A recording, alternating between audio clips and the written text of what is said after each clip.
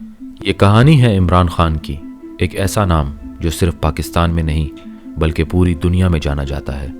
Cricket کے میدان میں ورلڈ کپ جیتنے والا کپتان، عوام میں مقبول رہنما اور سیاست میں انقلاب لانے والا لیڈر، مگر آج جیل کی سلاخوں کے پیچھے۔ کیا عمران خان کی سیاست کا سفر غلط موڑ پر چلا گیا؟ کیا وہ فوج کے ساتھ مل کر پاکستان کو ترقی کی راہ پر ڈال سکتے ہیں؟ اور پاکستان کی معیشت کہاں کھڑی ہے؟ عمران خان کی پیدائش 1952 لاہور میں ہوئی۔ ایک اعلیٰ تعلیم یافتہ پرکشش اور باصلاحیت نوجوان تھے جو کرکٹ کے میدان میں اترے اور اپنی محنت سے دنیا کے بہترین آل راؤنڈرز میں شامل ہو گئے۔ 1971 میں انہوں نے انٹرنیشنل کرکٹ ٹیم میں قدم رکھا۔ 1982 میں پاکستان ٹیم کے کپتان بنے۔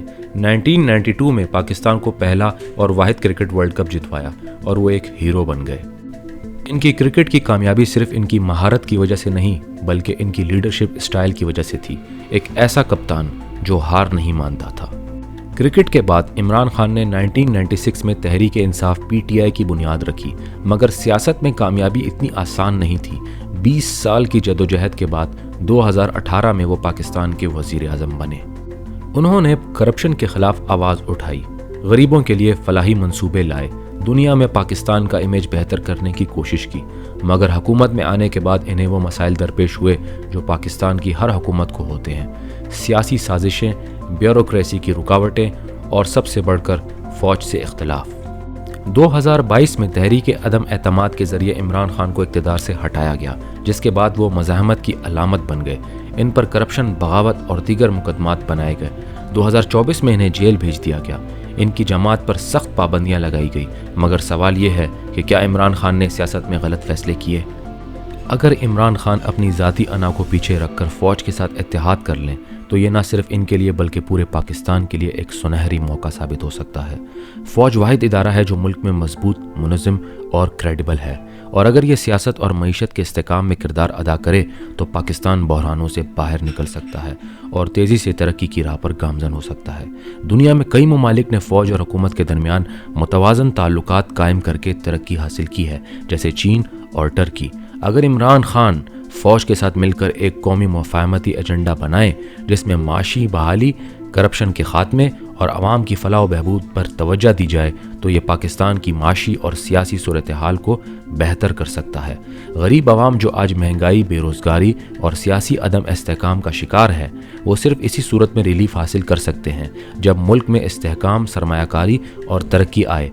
اگر عمران خان ایک مصالحانہ رویہ اختیار کرتے ہیں اور فوج کے ساتھ مل کر پاکستان کے بہتر مستقبل کے لیے کام کرتے ہیں تو وہ نہ صرف ایک قومی لیڈر کے طور پر ابھر سکتے ہیں بلکہ پاکستان کو بھی ایک مضبوط اور خوشحال ملک بنا سکتے ہیں۔ اگر ہم دنیا کی تاریخ دیکھیں تو کئی بڑے رہنما ایسے ہیں جنہوں نے سیاسی نظام اور فوج کے ساتھ مل کر اپنے ملک کو ترقی کی راہ پر ڈالا۔ چین، ماؤ زے تنگ اور شی جن پنگ نے فوج اور حکومت کو ایک صفحے پر رکھا، جس کی وجہ سے آج چین دنیا کی دوسری بڑی معیشت ہے۔ ٹرکی کی مثال لے لیں۔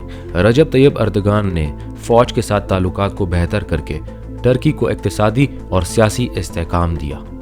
سنگاپور کی مثال لے لیں۔ لی کوان یو نے مضبوط ادارے بنائے، کرپشن ختم کی اور ملک کو ترقی کی راہ پر ڈال دیا۔ مگر عمران خان نے فوج سے ٹکر لی، جس کی وجہ سے ان کا سیاسی سفر مزاحمت میں بدل گیا۔ اگر آپ نظر دوڑائیں پاکستان کی معیشت کے اوپر تو مہنگائی آسمان پر ہے، ڈالر بے قابو ہو چکا ہے، بیرونی قرضے بڑھتے جا رہے ہیں اور انڈسٹریاں بند ہو رہی ہیں۔ کیا پاکستان اس دلدل سے نکل سکتا ہے؟ اس کا جواب ہے کہ ہاں، اگر ہم معاشی اصلاحات، سیاسی استحکام اور اداروں میں شفافیت لے آئیں تو پاکستان بھی ترقی کر سکتا ہے۔ آپ بھارت کی مثال لیں۔